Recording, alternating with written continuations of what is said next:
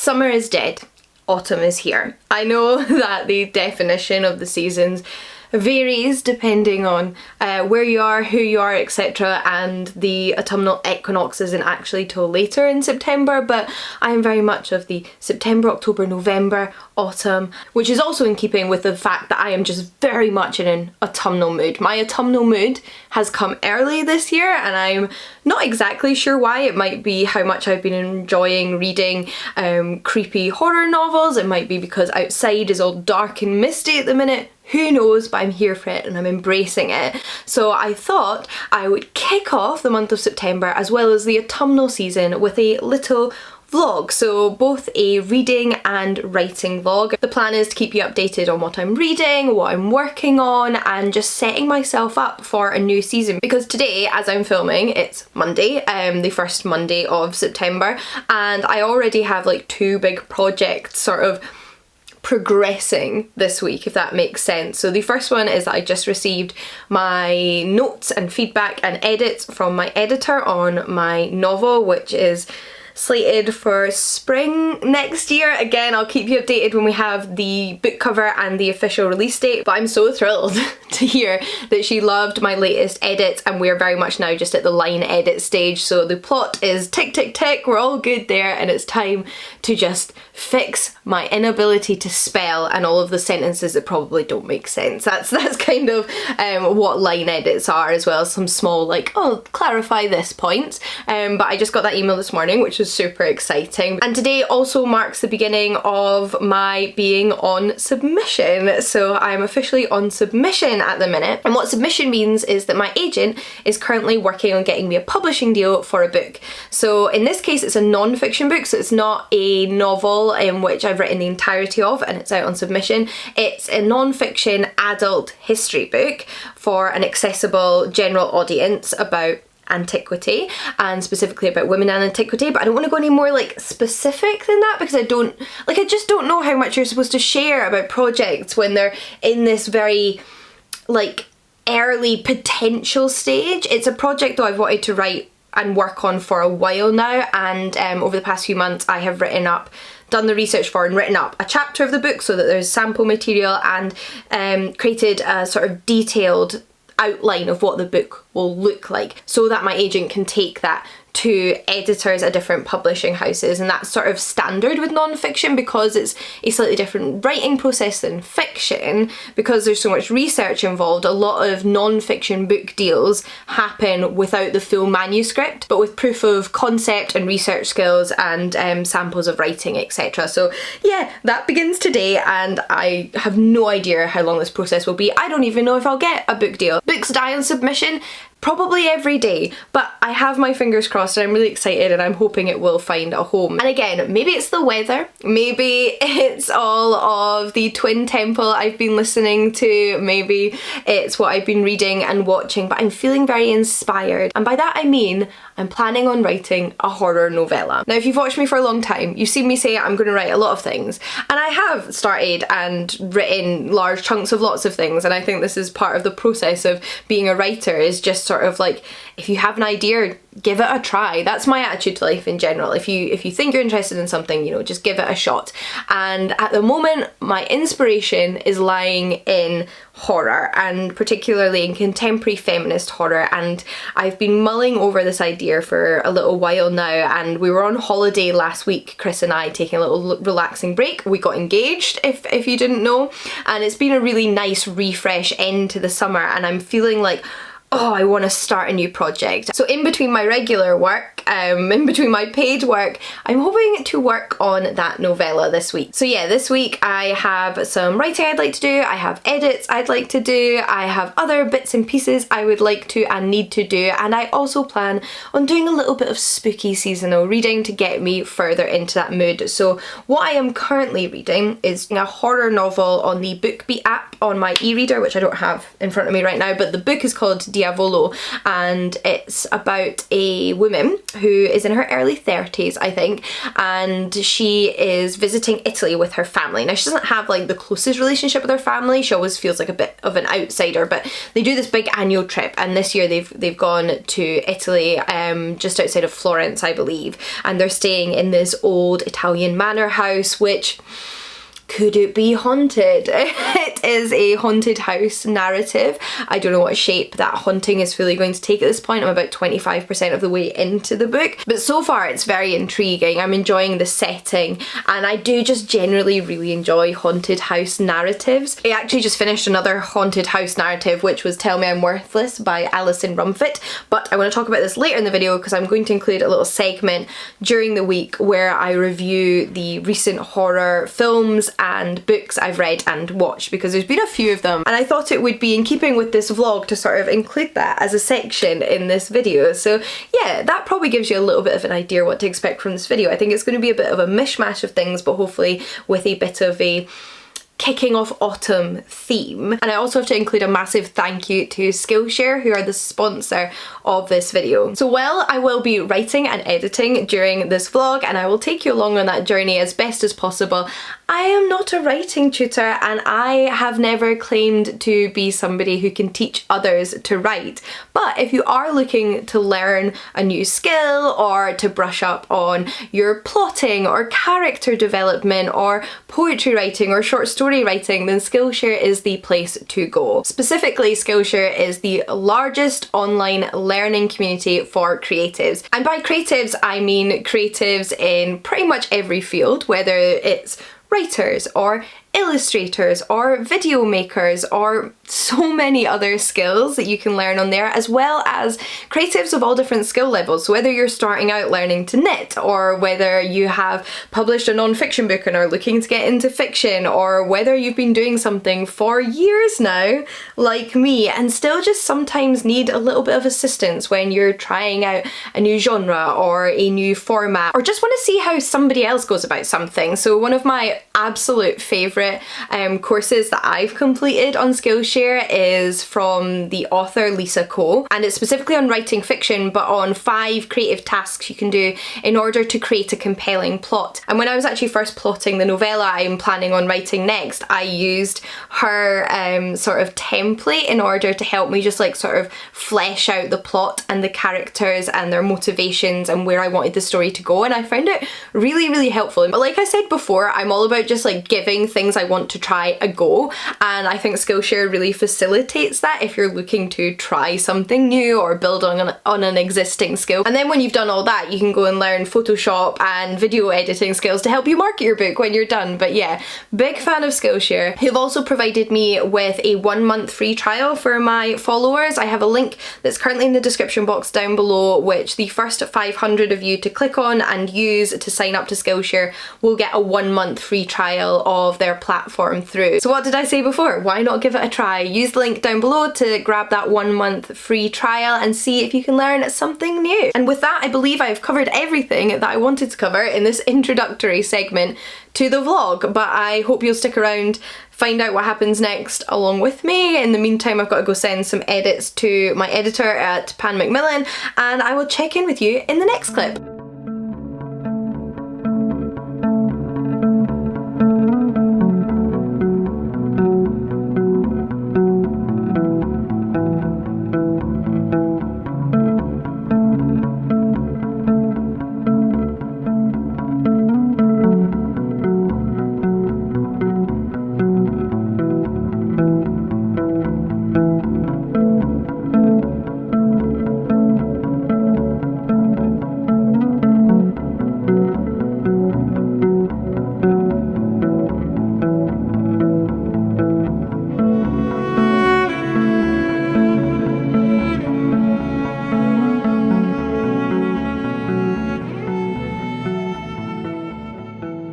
So I'm actually just sitting down to film another video, and I thought I'd do a little update for the vlog.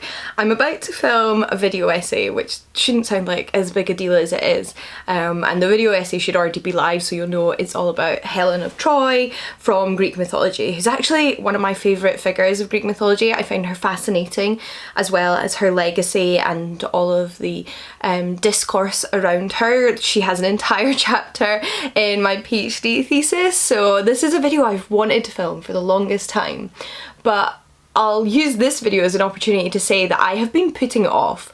In fact, I've probably been putting off filming video essays in general, because despite the fact that whatever, I'm 32 years old at this point, I've been filming YouTube videos for however long, I've been writing books about this stuff, I have a PhD, I still find video essays very intimidating to film.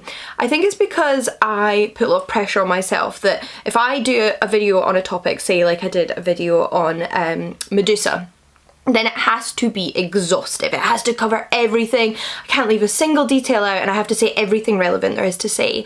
And I need to calm down is what I've established, and that's what I'm telling myself before going into this video, because there's so much to say about Helen of Troy. She's probably one of the most discussed figures in ancient material. She crops up all over the shop, and I think expecting to cover everything there is to say about her in a video essay, even if it does end up being an hour or so long, is just ridiculous. So I'm trying to be chill, I'm trying to put less pressure on myself. I think I also just have this concept of video essays being like the ultimate form of video perfection, right? Like they do require much more research and energy and time than what I would usually film or what I've filmed in the past. But that doesn't mean they have to consume my whole life, right? And if anything, I'm probably just psyching myself out. But yeah, I just thought I would acknowledge that here, that I still very much psych myself out and second guess myself with certain things. So I hope if you did watch the Helen video, you enjoyed it. I hope you enjoy it if you watch it after seeing this vlog. You can know the anxiety that went into it beforehand. Like, I've been planning on filming this video for months, and I've also not filmed a video essay in a while, so that might also contribute to that fact. You know, the more you do something, the more comfortable it gets. So I'm just going to try and have fun with it and share with you as much of the research that I've done outside of this video and for the video essay about Helen, and hopefully start a conversation with you all. So the battery on my camera just died. I think I'm like 2/3 of the way through, 3/4 of the way through. Like, I've definitely got less to film than I have filmed, but I'm not done. So it's just died part of the way through filming, so I'm catching up on some emails here. You can't see my laptop, I don't know what I'm doing, but I'm just catching up on some emails, and then I'm going to get back to filming the Helen of Troy video. But what can I say other than I've already spent 2 hours filming? I also am a little bit scared because my upload speeds in this new house are not fast. Like, a video that used to take me at my flat or at my mum's house maybe like half an hour to upload takes about 2 hours here, and my videos are usually under an hour. So although like streaming and downloading's all fine, I've got a bad feeling that whatever this is, it's going to take like a whole day to upload, and I need like a while to edit it because I'll need at least the watch time to edit it. So it's probably going to be a few days work editing and then uploading it. But uploading it's fine because I can just leave it to upload. I don't have to do anything. But I don't think it's going to be live for a couple of days, I guess is what I'm trying to say. Which doesn't matter at all when you're watching this back because it's all happened, right? But I'm just blethering because I have some time to kill. So yeah, just doing that and then emailing some people about events whilst my camera battery charges. Imagine having spares that you've also charged in advance. Not me. Okay, so video filmed, all done.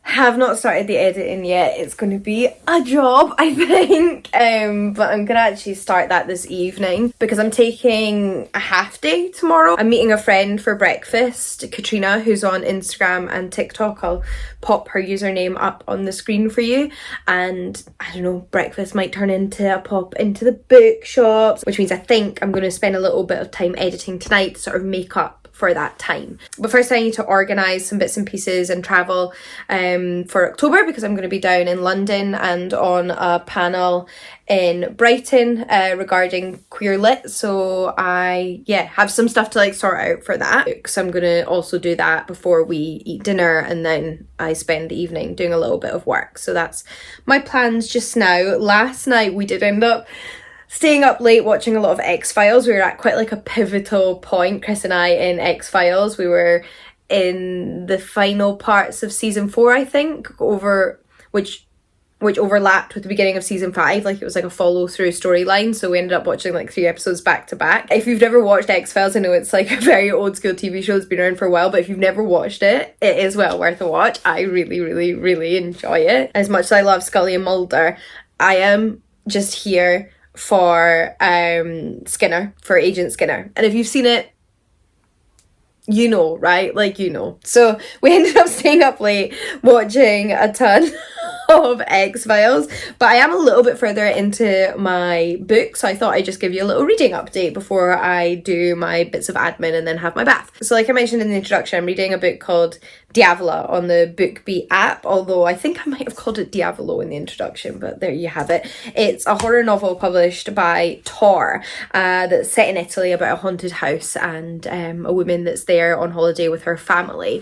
Now, I'm about 45% or 50% of the way into the ebook, so like I'm at, you know, quite a crucial point, you know, the midway ante, and I'm still really enjoying it. This is one of those haunted house books that is definitely about a haunted house. There's definitely something supernatural and paranormal about the story, and that's quite clear from early on. I don't feel like that's a spoiler. This certainly isn't just one of those, is it just in the protagonist's mind, because other members of her family have noticed things, and there's also a lot of suspicion surrounding this house and its history from the local community. Exactly what the history of this house is and why there's maybe something sinister about it, I do not know, and I don't know what to expect or where it's going to go. But I enjoy the way it sort of blends the mundane aspects of family life and family disagreements and arguments and just sort of trying to coexist on holiday with people you don't necessarily get on with, and then the sort of creepy paranormal sinister side of this house. It's quite jarring, but in a good way, you know, like it'll flip from one to the other, and I think as a reading experience that's quite effective for a horror novel, so I really enjoy that. Obviously don't want to say anything more about the plot, but I'm enjoying it and I'm looking forward to seeing where it's going to go. I've zoomed through that first half quite quickly. I only started it a few days ago and I'm really enjoying it so far, and I'm looking forward to seeing where it goes. Generally speaking, I've just been really enjoying exploring the horror genre over the past year or two in both book and film format, and figuring out what I like and discovering stuff I really like. And yeah, it's a lot of fun. It's a genre I've really grown to love. It's not that I ever didn't enjoy it. I always enjoyed creepy books, but I've gotten more immersed in it and discovered more of what it has to offer and what different kinds of horror literature there are, and also gotten more into horror films. Like, if you'd asked me 4 years ago if I would watch a horror film with you, I would have just straight out said no. Like, I thought I hated horror films because I felt like I couldn't watch horror on the screen even if I could read about it. And now I love a horror film, but it does very much depend on the kind of horror. But yeah, I love them.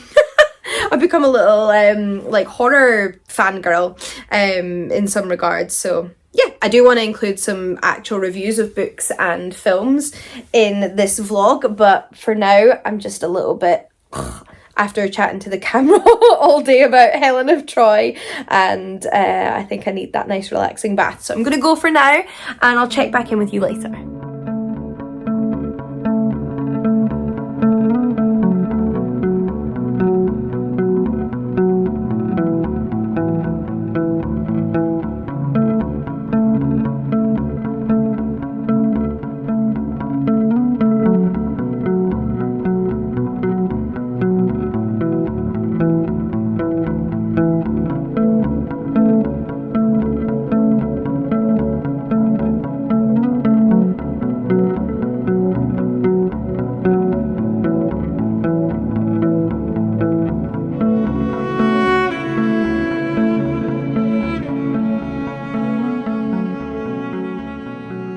look what just arrived. So this is my encyclopedia of very important myths and legends for little learners who love fantastic stories from DK. And this isn't a book I wrote by any stretch of the imagination, but it is a book which I was a mythological and historical consultant / fact checker on. So that is something else I do besides, my own work. I do occasionally work as a historical consultant / fact checker. So I just received a copy of this from DK, which was very kind of them to send one to me. And I have to say, so this book covers so much mythology. Obviously, I have read it all in detail already, and it really reminds me of the kind of books I had as a kid published by DK. Like, this is so nostalgic to me. As a reader, I loved books like this when I was younger, and it's got that really fun kind of collage style to the spreads. So I am very pleased to actually have a copy of it in person now. It's obviously just nice to have copies of anything you worked on, but I think it's a really fun book, and this one's for slightly younger readers than my books personally that I have written for DK. So this is sort of for ages 5+. Obviously any book, it depends on the kid, and it depends whether they're reading it by themselves or with an adult, but it's very digestible, lots of little facts, fun for flicking through, a very, very, very much an introduction to sort of mythology and myths of the world. But it's a lot of fun, I have to say. So yeah, I thought I would share that with you. Oh, hello. So I'm actually feeling quite run down today. I'm not sure exactly why. I can't quite pinpoint exactly what's wrong, but I'm just feeling a bit and it started last night, so I'm trying to focus on top priorities for the day, and not overexert myself and hopefully not get any worse. So I have currently got the video essay uploading at the minute. It's currently on 3 hours left to upload. It's been uploading for over an hour, about an hour and a half, I think. So after processing and stuff, it's probably going to take 5 hours in total, but it'll be worth it, right? It'll be worth it. So that's currently uploading at the minute, and I am just feeding back on and checking over some final edits / questions around 2 volumes I've edited and compiled for Pan Macmillan. If you're not familiar, in the past I edited 2 volumes of myths for MCL, Macmillan Collector's Library, which is a range of classics. They're really beautiful little editions. You might recognise them. So those came out, I can't even remember now, was it last year? But I have worked on a few more volumes for them, and I have 2 coming out in October, so actually super soon. I think less than a month when you're seeing this video. They come out on witches and dragons. Those are long since completed and done, because there's quite a length between, obviously everything being finalised and being printed. But those are 2 volumes of classic stories from around the world about witches, wizards and sorcerers, and dragons, wyverns and serpents, which I compiled, edited and contributed sort of introductory material to and contextual material to. So those are coming out really soon, and whilst I was compiling those, I actually also worked on 2 more volumes, one on fairies, elves and sprites, and one on mermaids, sirens and selkies, and those come out in spring. So we are in the very final stages of getting those finished. So they're basically being laid out by the team at Pan Macmillan. They do a phenomenal job just sort of setting up the actual books and making sure everything's perfect and converting everything over. So whilst they're doing that, there's occasional questions that come up in little edits they need me to confirm or change or rewrite small elements of, because I've obviously sent them all of my material and all the stories we're including. So I'm just basically feeding back on the final stages of that before they can obviously be sent off to print. So yeah, I'm doing that today and ticking off some other admin pieces from my list. But I thought whilst I was sitting here, I'd take a little break to do that little review section of this vlog that I said I would include. So I plan on reviewing 2 books, the last 2 books I read, and reviewing 2 films, the last 2 films I read, mainly because all of those are specifically horror. So I feel like they're in keeping with the theme of what I'm reading in this vlog. But I did also think I should quickly include a a little book haul at this stage because yes, yesterday I went to Book Lovers Bookshop in Edinburgh, which is Edinburgh's newest independent bookshop, but also the UK's first ever brick and mortar romance bookshop, and it's owned and run by my friend Caden. So I did pop in yesterday, and of course I came with 2 books, so I thought I'd share those with you and then get on to the reviews. The first one is actually the next book I think I'm going to read, because it feels like a perfectly autumnal romance novel, and that is Love and Other Conspiracies by Mallory Marlowe. And this is a romantic comedy about 2 love interests who are on the hunt for cryptids, you know, like your Loch Ness monsters and your Mothmen and your Yetis and Abominable Snowmen, those kind of cryptids. So it feels like kind of autumnal. I don't know why, maybe like monsters and werewolves and going on the hunt for mythical creatures and cryptids feels autumnal. So I think I'm going to read this next. It sounds really, really fun. And then I actually picked up Anna Maria and the Fox by Liana de la Rosa, and this was actually recommended by Annabelle, who was also in the shop at the time. I think I should have included everybody's usernames in the previous clips, but she said this was fabulous, so I decided to pick it up. It's a historical romance where our female protagonist is escaping French occupation of Mexico by moving to London, and I've been really craving more historical romance with sort of political context and explores different parts of the world. And although this is set in London, which a lot of the historical romance I've read has, it's obviously going to be discussing the politics of what's happening in Mexico specifically, so I think that'll just add a really interesting side to the reading experience. But those were the 2 books I picked up. Now for the 2 books I most recently read, the most recent book I've read was Tell Me I'm Worthless by Alison Rumfitt. Now I'm actually going to start off this review by talking about maybe some of the reasons you might not want to read it, not because they are criticisms of the book, but just to prepare you, because I think this is one of the most disturbing books I've ever read.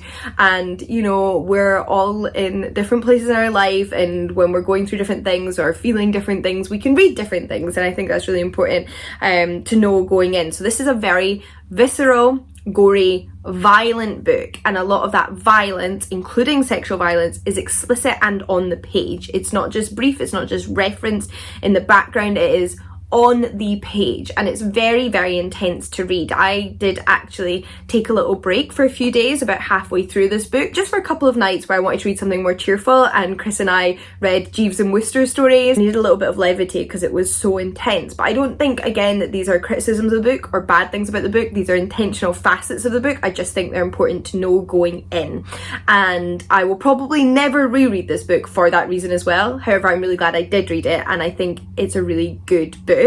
It's about these 2 friends. They're no longer friends anymore, but they were once friends, who 3 years ago, with another friend of theirs, visited this creepy rundown house. And besides the narration of the 2 ex-friends that you're getting now in the present, who lost their other friend, we don't know what happened to her in this house, you're also getting occasional chapters from the house's perspective.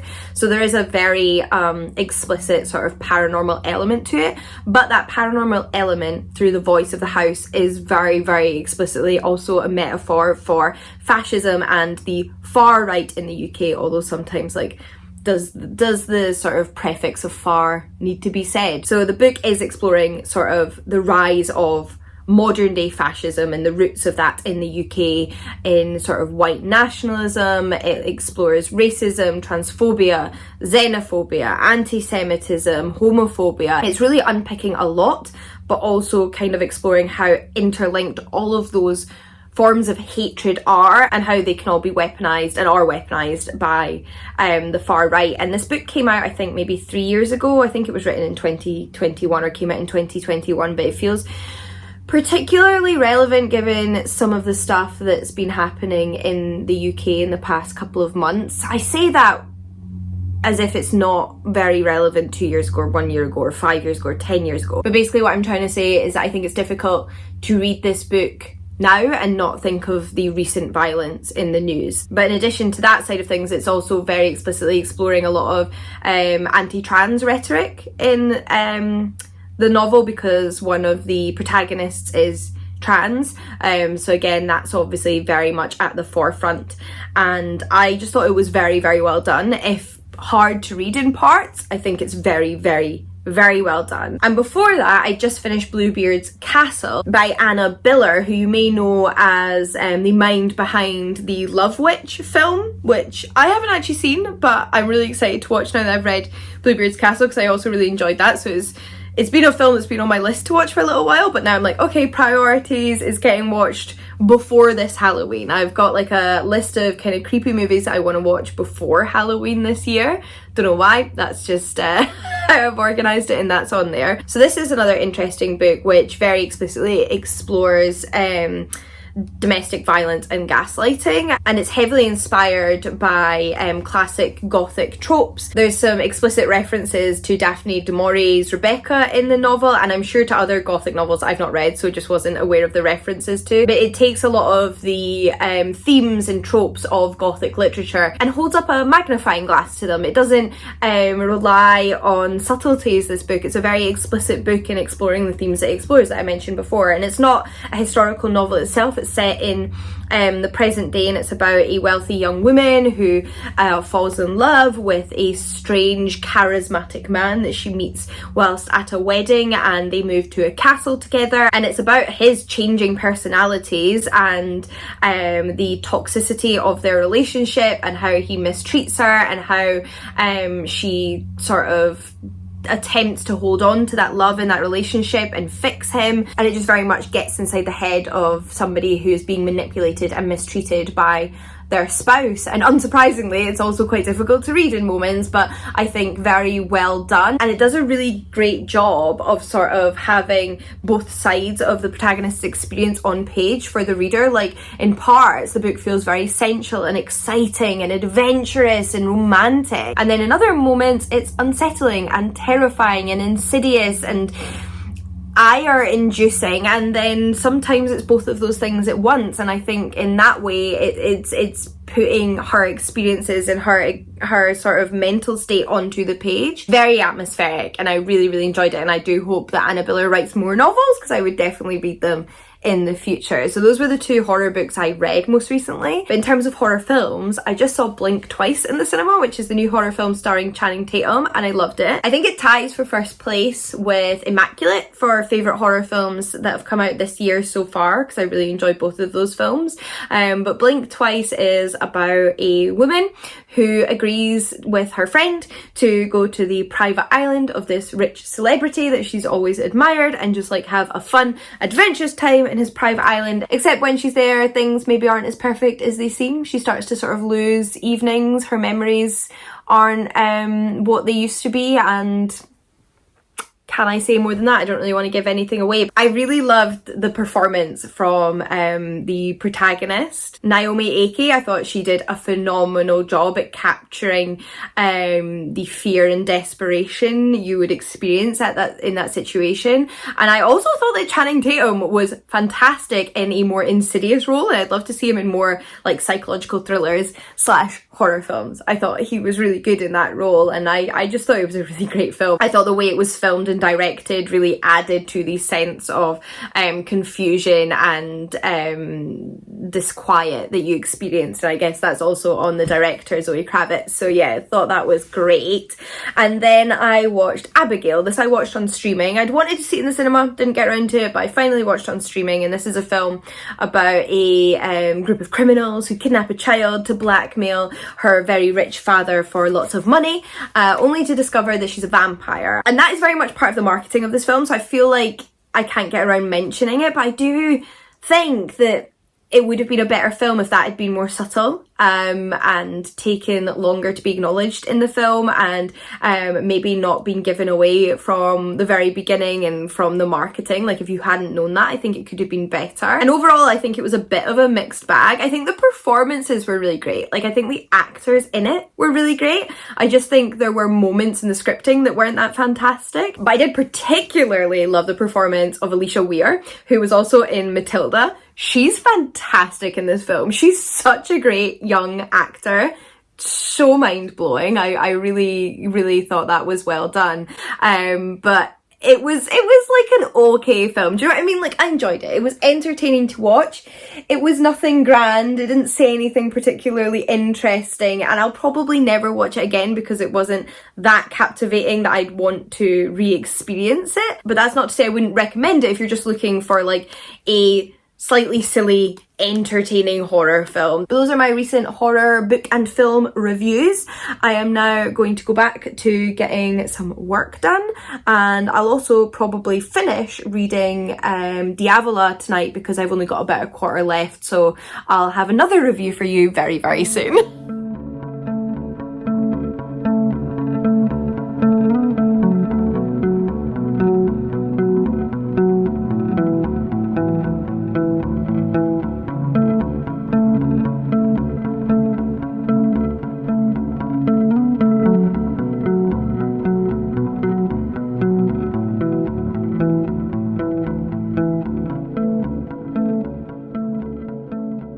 How is it already Friday? Genuinely, I don't even know where the week has gone.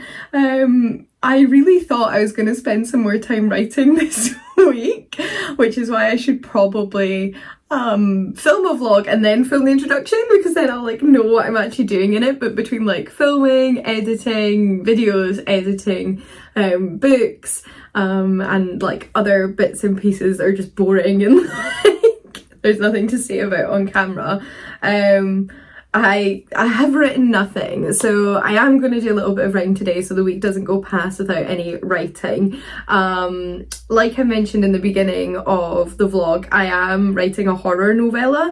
Now this is very much just like all my other like fiction projects where there's no like commission, there's no expectation of publication. Obviously when you write a book, if you finish a book, the hope is you'll publish it a lot of the time, but just like with any novel or novella, I'm just writing these off my own back and fitting them into my schedule in the hopes that they might go somewhere, you know what I mean? Like, I'm sure a lot of you who are writers know what I mean. But I had this idea for a horror novella which is actually set in St Andrews, and it's about a student at St Andrews University, an English literature student. But I've definitely been in part inspired by sort of like classic tales of women's weird, like weird horror ghost stories from like the late 19th and early 20th century, and like the themes and kind of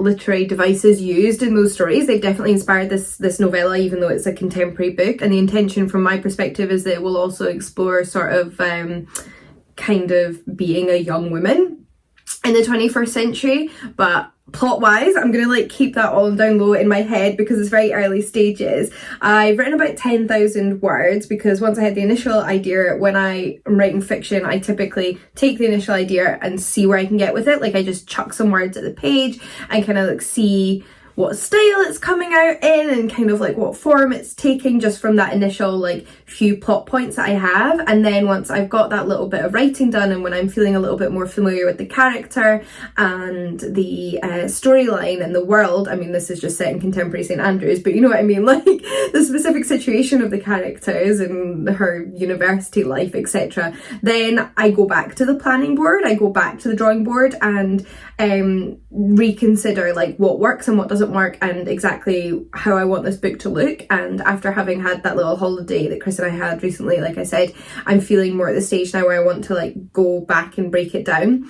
And I did a little bit of work planning out my character using Skillshare, like I said again in the introduction to this video. And because I'm also very much like a research focused writer, I've been reading a little bit about women's horror, like early women's horror writing, just for some inspiration and maybe like to provoke some thoughts in me. And I've been enjoying doing that, and I'm feeling more like I can go back now. So I still like the initial setup, the initial like 10,000 words I've read, but there's definitely things I want to change about it, and I want to go back to the beginning now and rewrite those chapters and then continue writing from there. I know exactly where I want the book to end up. Like, I know the beginning, I know what I want to happen in between it, and I know where I want it to go, and I know it's kind of a novella. So yeah, I want to go back and now like taking that research and thinking that I've done and apply it and see where I can go from there. Now, in anticipation of any questions I might get at this point, this does not mean I've abandoned other fiction projects I've talked about in the past. I actually have a few like in progress novels. Like, that's just the way I am. I am somebody that's always working on multiple things at a time, and I have to focus on the thing that is giving me the most joy in the moment, but that doesn't mean that I don't want to return to those. So like, I have written a chunk of a Highlander romance, I've written a chunk of a contemporary romance, and I've written a chunk of a middle grade novel, which I've never even talked about online. And I love all those projects, and I want to write all those projects, and I want to return to all of those projects, but in this moment I'm feeling like writing this horror novella, so I'm going to like carry on that momentum. I particularly set aside my historical romance novel that I was writing because I was writing the historical fantasy novel, which ended up getting picked up by a publisher and is the book that I've talked about a little bit that's coming out next year. And because it's set in a historical period, although fantasy, I could not simultaneously write in two different historical periods because, again, I'm a very like research heavy writer, and it is too confusing for my brain to do detailed research and readings about two very disparate historical periods and then apply that to my writing. So I could not simultaneously read and write about 19th century Scotland and read and write about early medieval Britain. So like it just wasn't happening. So that's definitely a project for post edits on that novel. But on a completely separate note, I did finish Diavola last night, so I thought I'd quickly wrap up my thoughts and feelings on that. I've got a little coffee here in my little like latte mug. How cute is this? But I ended up really enjoying Diavola. It actually had, without spoiling anything, some twists and turns and took some directions in the story that I really wasn't expecting, and that's obviously a fantastic thing, right? Like, I suppose a book could take directions that you're not expecting and be bad. So actually, that's not necessarily a fantastic thing, but it worked in this situation. I think it subverted some of my expectations of what was going to happen and where the book was going to go. I was wondering how it was going to maintain. I did wonder by about the halfway point how it was going to maintain some of its momentum, because I was like, oh, if we're just sort of continuing with what's going on right now, how do we get another whole half of a novel? I see now how we get another half of a novel. Without, again, giving anything away. I think the author did a really good job of maintaining the momentum, of including some nice little twists and turns to the storyline that kept me engaged and hooked on the storyline and wanting to know what's going to happen next, and not necessarily seeing or knowing exactly what was going to happen next, which is really nice, obviously. And overall, I really, really enjoyed it. Although it's a horror novel, it did make me want to go back to Italy. You'd think if something is horror, it wouldn't make you want to go where it's set, but nah, I want to go back to Florence. I've been to Florence once in my life. I was only there for a few days. I went to the Uffizi for one afternoon, and this book talks so much about Italian art and Tuscany that I was just like, oh, take me back. I want to go back. I want to experience all this stuff in person. And I really like that. I like when a book has such a strong sense of place that it feels so tangible. So that was really enjoyable as well. And overall, yeah, great book. Loved it. We'll read more by the author. So now let's see if I can write a horror novella that other people will enjoy. Here's a fun behind the scenes of homeownership that I've just got off the phone organising, is that we have to get the flooring in our hallway kitchen torn up, as well as the cabinets in our kitchen behind me torn up, and all of the main drain pipe that travels through that part of the house, like connecting our sink and any other like plumbing in the kitchen, as well as our upstairs toilet, because that drain comes through a column that's down here, well, that pipe through the hallway, all has to get completely replaced because it has been slowly sort of falling apart for years, and there is sewage leaking underneath our kitchen, and that's going to be fun and expensive to fix. But obviously, I mean, it needs to be fixed, so we'll have to make it work. But yeah, we're just organising that. So, you know, if you want to go like watch some more of my videos, some ones that you've missed, or just watch some that you've watched before, for that AdSense, I'm not going to complain. That'd be great, thanks. Yeah, cheers, cool, bye. We've got to find Chris in the garden centre.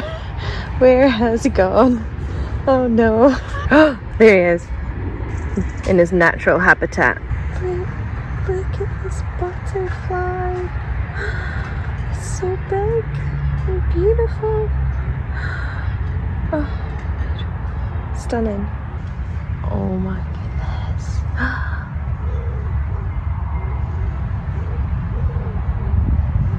She moved, but I got a different angle. Look at that wing. You're just gorgeous. Get it, girl. Look, there's a different type, a white one.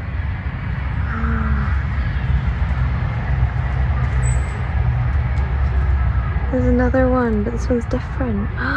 Oh, sorry.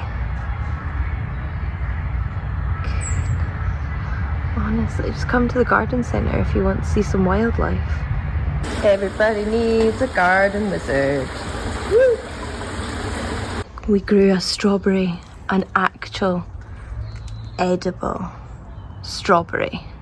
Look at those little ones. So I'm just having a little Saturday afternoon working session to make up for some of the time I took off during the week, and I am making some notes in my notepad for an event I'm chairing at the end of the month for the Women in Literature Book Festival in Edinburgh, which is hosted by the Edinburgh Bookshop, and I'm chairing a panel which I'm so excited for, with the authors CJ Cook and Kate Foster. So I have an e-copy of CJ Cook's new book, but both of these books deal with the witch trials. So the panel is naturally on the witch trials, particularly in Scotland. I mean, we have a horrible past of the concerning the witch trials and the sort of horrible things that were done during the witch trials, but that's what the panel is going to be about, and I'm really excited to talk to both of these authors. Their books are phenomenal, like really fantastic. We'd highly recommend both of them. I'll pop them on the screen here, but that's the last weekend of September, so if you're in Edinburgh, actually check it out. I'll link it down below. There's still tickets, I'm pretty sure, so I'm just writing up my thoughts and making some notes and ideas of questions I'd like to ask, and topics to discuss to help sort of, you know, obviously, well, chair the panel. That's my job. And while we're on the topic of events, actually, I'm also going to be a panelist on an event, so not the chair, but one of the panelists on an event concerning queer literature in Brighton in October. I believe October